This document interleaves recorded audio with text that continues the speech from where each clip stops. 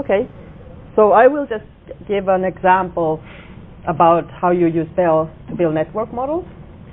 And I'd like to thank William and Anselmo for organizing this, because obviously we don't like to work in silos, so it's good that we get together, talk about this common interest. So just a short outline of the talk. I'll just give a little bit of background what we've done over the years at PMI with BEL, and then I'll walk you through how we build network models for xenobiotic metabolism, specifically in liver, and then a network verification challenge that was done with these models. So this is our tox assessment workflow at PMI. We call it systems toxicology. It was developed by Julia Hong and Manuel Paich years ago. So that's when we started including omics endpoints in addition to the apical endpoints to assess the product. And then we built several network models with Solventa on lung context, because smoking mostly, I mean, it causes many diseases, but the lung diseases are very, very important. And we build these network models, and what we use is we use algorithm that we score the network models with transcriptomics data from our experiments, and we try to get the single score per network per contrast. And many of you may be aware that all these network models, they are public in this causal Bionet website that we built with ADS and Solventa. And these networks are available also in the Fraunhofer, what is it called? BEL Commons, yes. And the lung network model suite was subject to crowd verification challenge, a couple of them. So we tried to engage scientific community to verify the nodes and edges in this network to make sure that the biology was correct. So the participants could vote on evidence that was attached to the relationship, and also they could propose new nodes and new edges and comment on the quality of the network. And these are just the results on the NVC1 and NVC2 that was done on these lung networks. And after this, we had these big Jamboree meetings where we discussed the outcomes and finalized the network models. So then we moved on a little bit from the lung context, and this is mainly because we wanted to gain a little bit more interest also as outside the tobacco industry. And liver seemed like an attractive tissue for drug discovery. So xenobiotic metabolism is really the process that, regardless of the administration route, the toxicants and drugs, they eventually go to liver being metabolized. And there are three steps. So first one is that the liver uses enzymes to make these compounds more water soluble. And the next step is a set of conjugation reactions that make them more excretable. And then finally, there are transport proteins that will remove the toxic compounds and their derivatives from the body. And these are very nice slides. I made them for like a summer school that we try to also engage students to use BEL. So this is just a simple illustration of signaling pathway, how this happens in the cell. So you have these xenobiotic receptors that recognize the toxic compounds, and then they transmit the signal to the nucleus, and you have a transcriptomic response where you start to produce the enzymes and the transporters that are needed for xenobiotic metabolism. So we built these three phases of the networks. We curated for phase 1 46 articles, phase 2 45 articles, and phase 3 38 articles. And we used the BEL's semi-automated curation pipeline developed by Sumit et al. At Fraunhofer. So what essentially we do is we convert the scientific evidence text into a BEL statement using this platform, and then the platform also allows annotations. So we have all the context information, species and context and cell and all of that. So this is just what we learned from Solventa, that when we build networks, we have to do the statistics, we have nodes and edges. So these are just the three phases about how many, this is just the causal relationships listed there, and then the biological entities or the nodes of the different types. And then this is below is the species context. And so they're mostly really rodent, and then some human evidence is also. And the phase 2, why it doesn't come up to 100 is because there are a couple of monkey contexts also. And then here we have all kinds of cell lines and tissues that were used. And predominantly these network models really are from liver. It was much easier to find the evidence for liver compared with what we did with the lung. And this is what it looks like. We like this hierarchical layout. And I've asked William if this could be something we can get. And this is the phase 2 model. It's a cytoscape hierarchical Y files, but it was adjusted a little bit by my postdoc, so he manually made it like this. So here in this network below, you can see the biological processes, which are the conjugation reactions for phase 2 xenobiotic metabolism. You can also see the enzymes that are responsible for these reactions. So here we see the glutathione conjugation. We also have some signaling pathways that eventually lead to the activation of these enzymes. And then we have the RNA nodes, and these RNA nodes, I'm not going to get into that at all, but these are the ones we use for scoring because we use the reverse reasoning. And then about a few words about the challenge. So we did the same with these networks that we did for the lung networks years ago. We put them on this Bionet platform that was developed by ADS, right? and this is just from the website. It says, what the participants can do with the networks and all of that. And then we try to engage, which is not trivial to engage participants. So we used emailing to previous participants and also some tox experts. And we also contacted authors that wrote the publications that were used for the networks, the key papers. And then incentives, we had some Amazon gift cards. And then for participants who reached a certain number of points. And then the grand prizes for the best performing team is this: they get to design an experiment for their favorite compounds using these 3D liver microtissue cultures that these experiments will be done by Inspero. And then we work with this company from Serbia. They're called Biologics Hub, because we needed to have more participants. It looked very lame, the activity. So they held these sessions at a university near Belgrade in Serbia. And they had some educational courses where they educated the students in the university about BEL. And they also had weekend challenges where they supervised participants to verify the network model, to look at them. And then they also had several additional tools that they used to engage these scientists. And the conclusion was really that the training is necessary, first of all, to motivate the people to look into the networks and understand BEL, and also to achieve like a proper curation quality. And so this is just a little bit about the activity. On the left-hand side are the points that you can get, because in the challenge you have a leaderboard that kind of scores the participants how much they do, and you have certain points for certain activities. And this is a little bit of the activity. On your y-axis are the points, and then there's the week of the challenge on the x-axis, and each color is a participant. So there around that time, just where there's this very low activities when the training courses were done, and then it picked up towards the end. So it's really important. And this is just really preliminary results, because we're still analyzing this, because the challenge just ended the end of April. So we have a number of edges and nodes added to each of the phase, and we are, as I said, we are still reviewing the actions.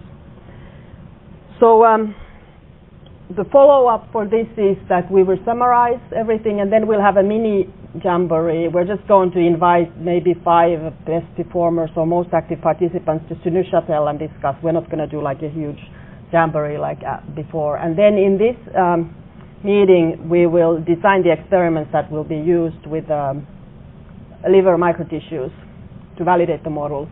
And then eventually we need to validate and verify that the network models actually can capture something meaningful from transcriptomics data. And this is something that, this is actually just an example how this experiment might go. So we would do like dose range finding for the selected compounds and look at the general toxicity over a longer period of time. And then the main experiment would be really a short term to make sure that it's applicable to the xenobiotic metabolism, which is a very fast response in the cell. And now this is something maybe I should have told in the beginning. So why build these network models? Because we believe that these, when scored with transcriptomics data from the liver, it could give an insight how the toxicants are metabolized and cleared from the body.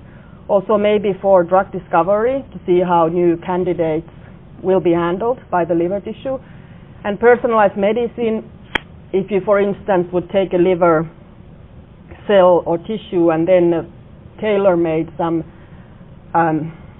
variants on the xenobiotic metabolizing enzyme genes, so then maybe you could a little bit model what happens in such individual. And then this is just to thank the several people who were involved in this. And I think one important thing is what Renee was saying this morning, that we need a, what did you say, Renee? We need an advertising team for BEL because it's really... We're working on it. Okay, good. Okay, so thank you. I have a question. Sure. How was BEL a blocker for getting new users up into the challenge? Because not only do they have to work with the platform, but they had to learn BEL. So was that something that you saw people pick up quickly? Or? I don't think BEL. No, I think BEL is easy. That people, if you give a little bit of training and explain what it's about. Of course, for plain biologists like me, everything that looks at all computational is a horror show. But when you first, spend a little time and. No, I don't think BEL is. I'm sure there are more complicated languages that we could deal with. But just to raise the awareness that this is the kind of thing you can do. Well, we'll work harder this afternoon to make BEL more complicated. Oh, okay. Okay, sure. That works. It's too easy. Anybody can do it. Yes. Thank you. Thank you. Do you recommend, trying to develop this platform of kind of wiki-based network modeling? Which one, the CBIN or the Bionet? Bionet, I would say. I mean, just to, and then publishing all of these networks. The point of just being super public about all of us in this room trying to donate as much of this effort as we can. Yeah. I know you guys are publishing a lot of this stuff anyway. Yeah, we do publish, yeah. I'm actually just wondering if, somebody like you should be taking this approach as well for network modeling.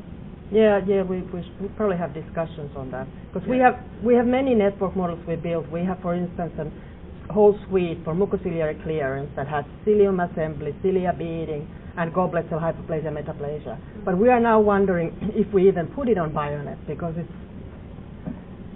not worth it so little. So we need to work on that. Yeah, if I could slightly answer. Yeah, sure. I think gamification or verification of information, I think, is a really great idea. Mm-hmm. The problem is, as you stated clearly, is letting people know about it, getting them excited about it. The reward system for them putting that effort in.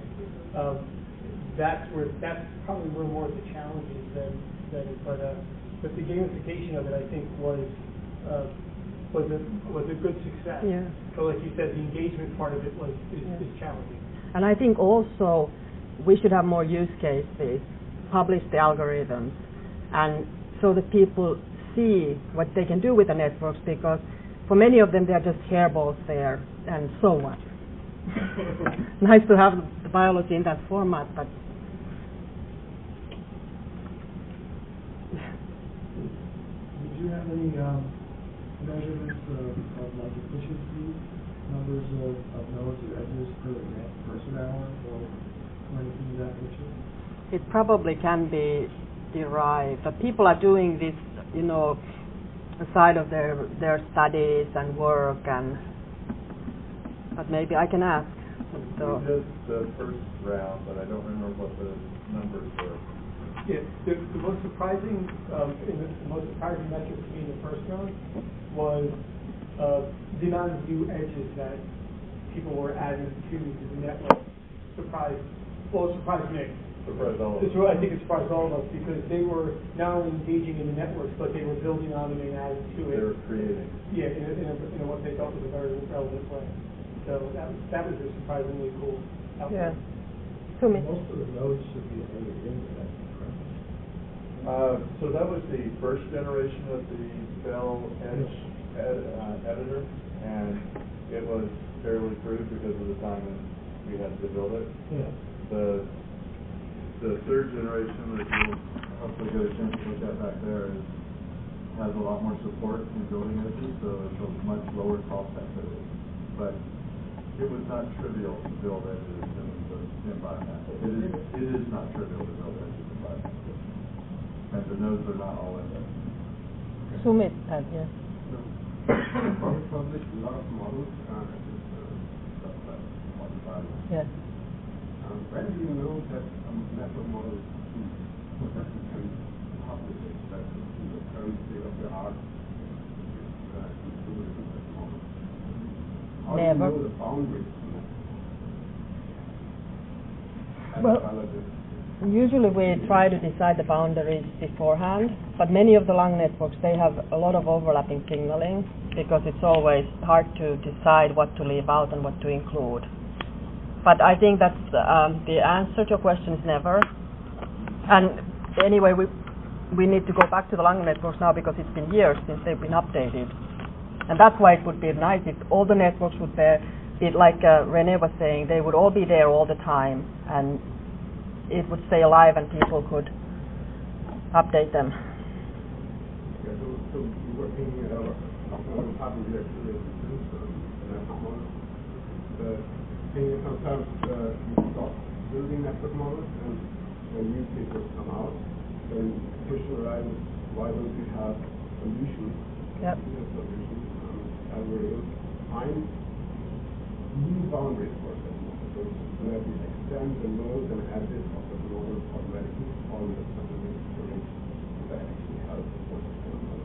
So that you constantly get 2 years or something like that, sort of notification where you have the information that new edges have arrived and new subject model. Yeah, I mean, ideally you would have just that you would have something that finds the relevant papers based on your keywords, feeds them directly to your belief, and then the curator would be notified, come and curate this paper, and then it would go.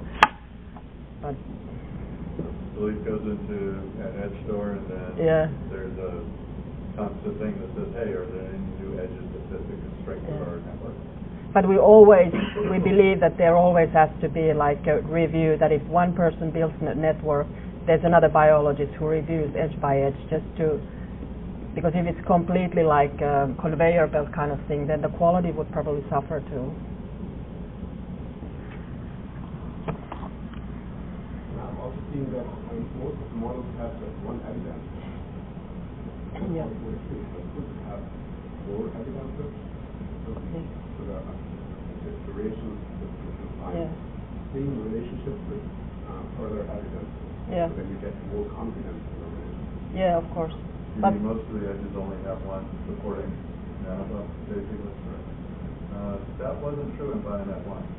Not at all. In fact, there were too many, especially fusions. I think there are a lot of evidences. Yeah. Oh, yeah. Yeah, but those are, because when we started PMI building, we were very stringent with the context, so we said it has to be long, healthy, all of that. But then when it was all added with what Selventa already had, then all the how nanopops were brought from Selventa knowledge base, and then it populated. So the ones that only have one are probably the unique ones that were curated during this collaboration. but the contextual annotation has to match, or should match. And when we designed that one, we, as you pointed out, we pulled in things that have to stay related to the same assertion, fellow assertion and statement, but not necessarily the appropriate annotation. And those were actually statistically exposed. And this is also an issue when we are doing some kind of meta analysis. Or some people are doing meta analysis, then you kind of ask the question how much you can trust the relationship which has this one outcome. You can't trust the relationship that has 10 if it has bad support. Well, the challenge is that we don't rely on one. Yeah, it's the system. Yeah. But that's probably, maybe that also has to do with what Natalie was mentioning, to have some kind of weighing on an edge, depending on how reliable or how good the context is. He's been looking into that as well. Yeah. That would be great if we could come up with some sort of quality measure. Only one thing would be interesting to do the reverse problem, which is take an edge from an analysis and go find them, because you can probably get more readily But this was done in the summit, in the Bio-Creative Challenge. Wasn't that one of? Or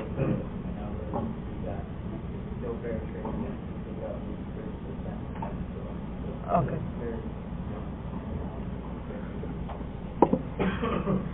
One thing that we talked about very early on is one of these every article has a curated system. So the author curate those differences. Yeah, we talked about that a lot. It won't happen until we make it easy for authors. Yeah, Publishers. that's what the advertisement company is going to work on. That's what the advertisement team is going to work on, right? To have the authors do bill statements. Thank you very much.